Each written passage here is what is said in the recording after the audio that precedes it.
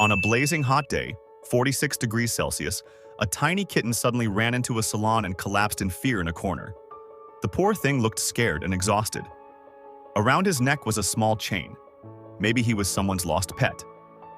This was the same salon where a mama cat and her kittens often stayed. Feeling sorry for him, they gave him fresh water. He drank for a long time, trying to cool down. Then the mama cat slowly came closer, as if to say, "You're just like one of my babies." After drinking, the kitten fell asleep peacefully in the cool salon. Later, the man tried to take him outside, but the kitten refused. The heat was too much. A boy nearby said he'd seen a white kitten in the park that morning. Following the kitten, the man found her sibling hiding under some leaves. He gently picked them both up and took them home to safety.